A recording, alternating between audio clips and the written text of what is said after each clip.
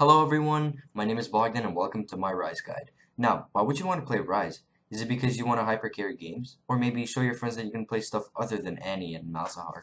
Well, you're in luck because Ryze can achieve both of those. Ryze has been one of my favorite champions since Season 6, and despite what his win rate suggests, he's quite strong. The reason why I'm doing a Ryze guide over any other champion like Zed or Yasuo is because there haven't been any since around 8 months, and the meta has changed so much that I thought there should definitely be another guide made for Ryze players. I really think that the new aspiring Ryze players could greatly benefit from my new updated Season 9 Ryze guide. For starters, Ryze has pros and cons. Ryze has insane damage late game and can carry games 1v5. Ryze has great CC, mobility, and outplay potential.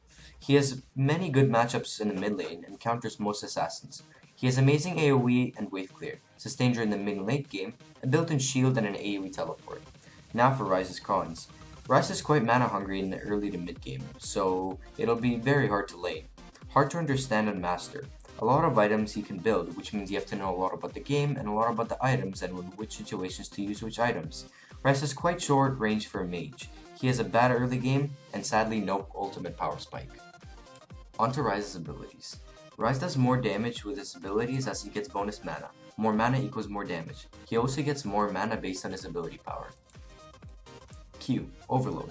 Passively, Ryze's W and E apply stack on himself. At 2 stacks, his Q procs the stacks and Ryze gets bonus movement speed and shield scaling with his mana. Actively, Ryze sends out a ball that does damage to the first enemy struck. Ryze W. Rune Prison. Ryze can snare someone for 0.5 seconds with a point and click ability. Ryze E. Spell Flex. Ryze can cast this on an enemy, which is point and click. Attacks against the enemy affected with Ryze's E are empowered. Q does double damage and W is 2 seconds. If you cast a Spell Flex on an enemy already affected with Spell Flex, it spreads to the nearest enemies. If an enemy affected with Spell Flex is killed with Q, it also spreads. If Spell Flex kills an enemy, it also spreads. Ryze's ultimate Realm Warp. Ryze creates a portal to a nearby location. After a few seconds, allies standing near the portal are teleported to the targeted location. These are the runes you're going to want to take for Ryze. This is currently my favorite rune page. I use this every game. So Phase Rush, a lot of great mobility and kiting potential. Mana Flow Band helps you in the end game and in the early game. Transcendence is just an overall good rune for mages. And the last one, Gathering Storm, it's just good for late game. You know, Cheap Shot, easy true damage on Ryze's W. There's nothing to say here. And Ravenous Hunter, after a few stacks, you're going to have great sustain. What's at the bottom is just interchangeable, depends on who you're laning up against. This Domination rune page is a little bit different. It's for when you're going up against a squishy team. So it's Electrocute for burst, and then the same kind of secondary runes as the previous page, and the same secondary runes on the sorcery side as the previous page. On the bottom, you don't want to take CDR, instead you want to take double kind of ability power, because we're going for full AP, you know, full kind of burst. And at the bottom is also interchangeable, depends on who you're up against. This inspiration rune page, I really don't recommend. It's just, you know, if you're really good at Ryze and you want to mix things up and you want to try something new, you can do this. It's Unsealed Spellbook. You know, you get whatever spells you want, and you get free boots and futures market, so you can hit your power spike a little bit earlier. But I really don't recommend this. I don't know. You can try it out. Tell me how it is. Potential Ryze Summoner Spells. Flash is 100% necessary, and you should be taking it all the time. It provides a great escape or a gap closer, and is an overall great summoner spell. The second summoner spell really depends on the matchup and your preference. Going up against someone who will get Ignite or has an Execute, for example Veigar, Lux, Zed, or Kali, you should be taking Barrier. Barrier is the best counter for Ignite and can be really useful for blocking Executes. Ghost is another great alternative. It provides great kite and chase potential and is good for dodging skill shots. As Ryze, early game is hard, and Ghost will allow you to roam faster and get into the late game faster. Teleport is also viable when you know the lane is going to be passive, or if you're going to get poked out. For example, if you're going up against, once again, Lux, Xerath, or Teemo. Teleport provides great map presence that can get you many kills. If you're going up to someone with a lot of CC, you can take Cleanse. It's also a great option for against maybe Annie or Lux, or maybe even Ahri. The last option is my favorite, Ignite. Ignite is a great summoner spell because it provides a lot of true damage grievous wounds, and a lot of authority in lane. If you're going up against a weak matchup, you should always take Ignite. It's good for snowballing and is an overall good summoner spell. What you build for Ryze has greatly changed over the past few seasons. Before you would start with a tier and then go into Rod of Ages, Morellonomicon, now it's quite different. So what you want to do is you want to start with your Sapphire Crystal and the refillable potion and trinket of your choice. That's for a regular matchup. For a hard matchup, maybe a Zed or Cassiopeia, you want to go into Corrupting Potion because it'll last you longer in lane. You want to back on 850 gold to get yourself a tier and a Sapphire Crystal. Your boots, it really doesn't matter what you get. Honestly, it's your choice. I prefer Sorcerer's Boots if I'm doing really well. Ionian Boots of Vicinity if I'm doing okay. And Merc Treads if they have a lot of CC. Armor Boots if they have a lot of armor. And Swifties if they have a lot of speed. And if I need a chase or the opposite kite. Your first item should always be Archangel's Staff. You rush it and that's it. There is no questions about that. Second item, Morellonomicon. Morellonomicon is a great item. It gives you health, ability power, magic penetration, and grievous wounds, which is also good against healing. It also gives you magic penetration. I think I said that. Yeah, I said that. The Void Staff, also magic penetration. This should be your third item. It is very good item, one of my favorites actually for ability power. It gives you quite a bit of AP, 40% magic penetration. By the time you get these 3 items, plus possibly your boots, no matter how much the mid laner gets magic resist, you're still going to penetrate it all, and you're going to be doing pretty much true damage. Your next items, I would take a Death Cap, but if you're not doing too well and you want to take it slow, you want to get some health and kiting potential, you get a Ryze. You get health, you get ability power, and you get slows. It's really good. Also synergizes with cheap shot and gives you true damage. These are your situational items. Shurelya's, you can do it. It's not my favorite, but you can. It gives you a little bit of speed, health, even mana regen. Zhonya's is a great alternative. Just remember that Zhonya's no longer works with your ultimate, so using Zhonya's while your ultimate is casting will just cancel the ultimate. Spellbinder is another good option. Ability power, speed. It's really good. It gives you it gives you 200 ability power at max stacks, so that is really good. If you're going up against, for example, an Ahri and a Teemo, a Banshee's Veil, I really recommend it. It blocks abilities and even magic resist. This is your consumable. So that is my build for Ryze. Let me know what you think. Alright guys, now we talked about the theory, this is how you actually start a game as Ryze. So as I said earlier, you want to go, right here. So when you start a game, you regularly just run right here. I'm going to skip 30 seconds until the minions spawn, just how much longer it takes. So you start with E. I always start with E unless my team is invading. If we're invading, I start W for that 0.75 seconds of root, just because it's a little bit it's a little bit of root, but it allows you to, your Blitzcrank to land a hook, or for your Leona to get a guaranteed stun. So you want to be auto-attacking these minions. It doesn't really matter how you play. If you're against a melee matchup, try putting your E on them. So, for example, target dummy, right? This is a Zed. You put your E on them. You put your E on them again, it spreads, right? Say you already have level 2. Right, you put your E on a minion beside them, they're not gonna expect it. You put it again, then you Q, easy poke damage. Right, you do lose quite a bit of mana, but that's why you have mana flow band, and it kind of stacks. I suggest trading when the enemy is going for minions, or when there's anything like that. Say, for example, right, you want to poke it right now, right?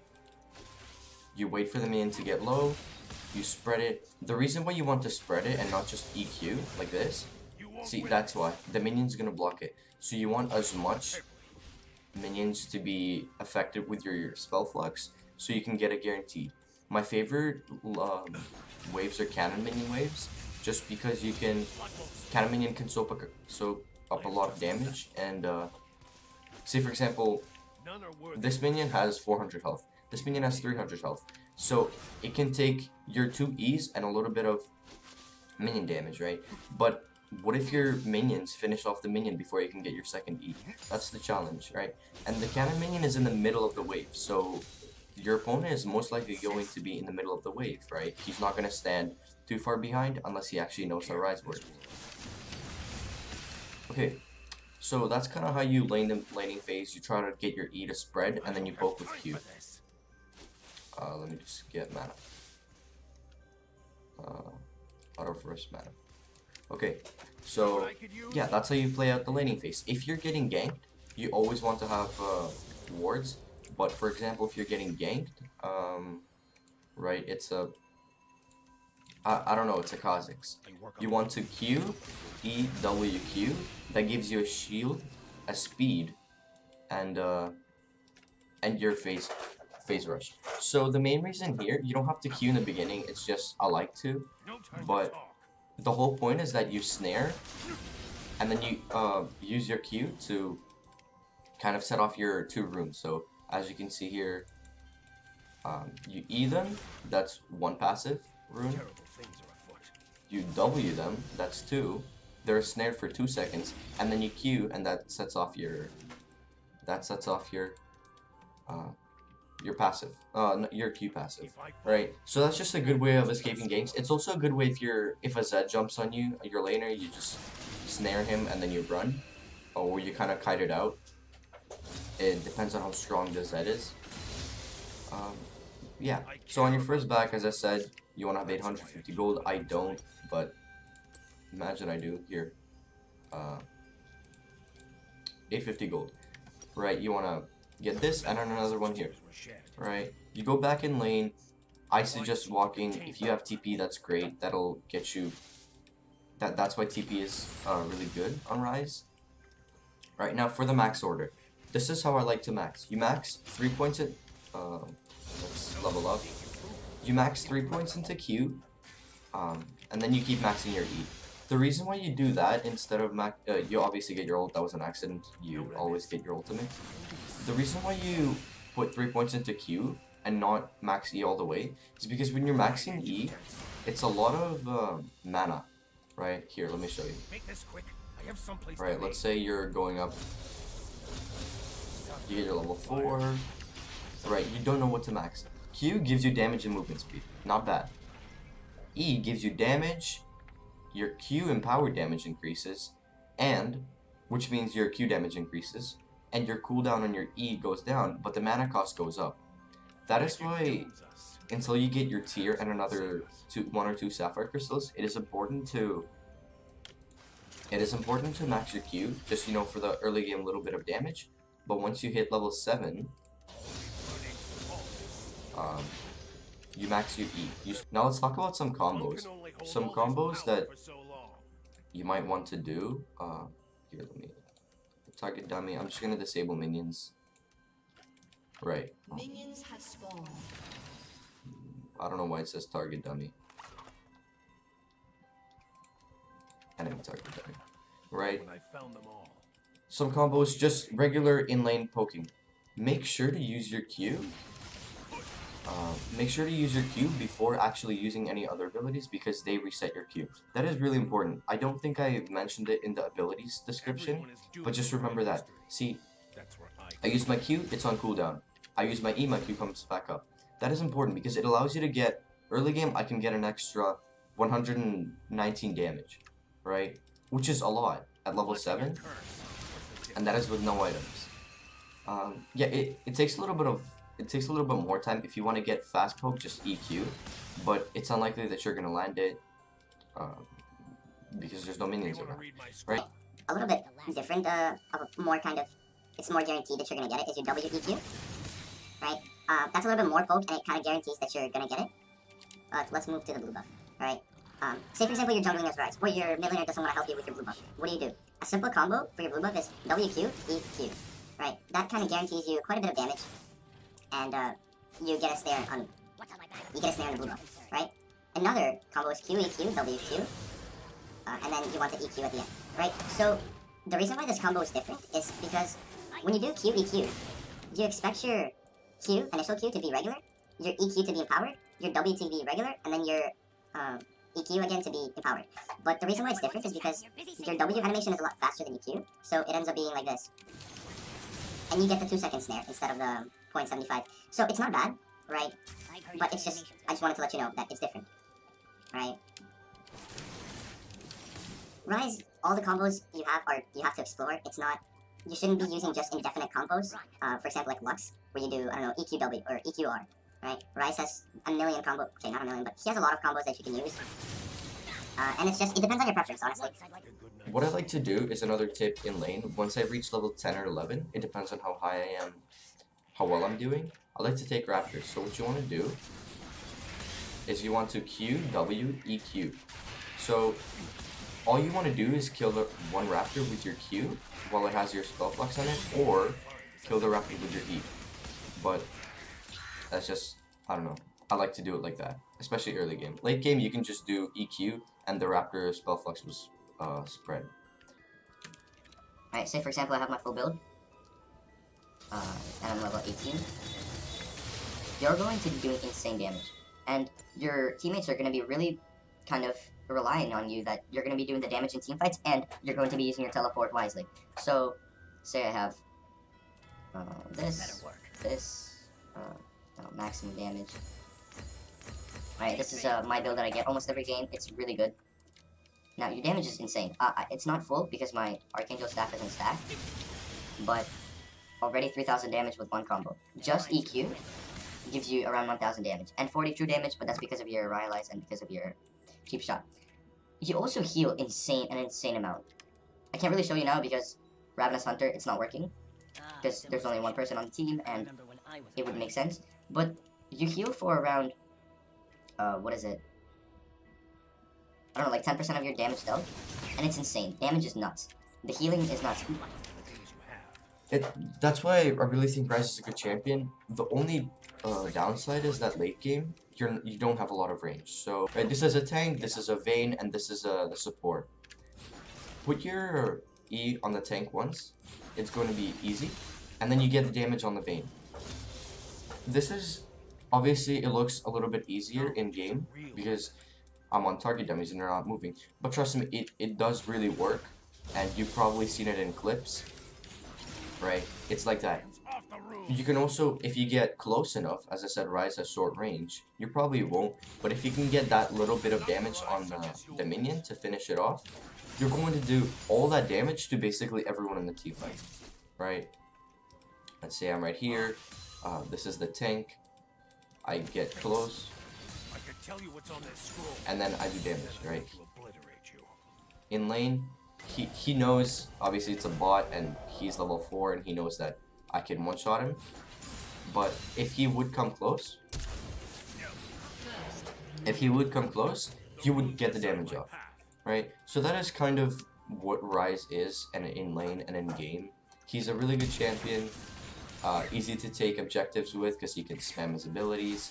He is not good in lane, I'm gonna say that. He's not good in just early game lane because, as you can see, he does have mana issues. One combo is already half your mana, so be careful with that.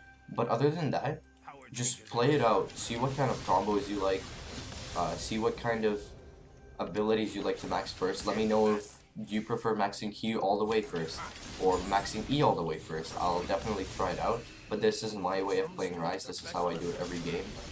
And yeah, that's about it for the laning part. Alright guys, that concludes my Ryze guide. Thanks everyone for watching. I know it was a little bit long, but I try to make it as detailed as possible. Let me know what you think down in the comment section below.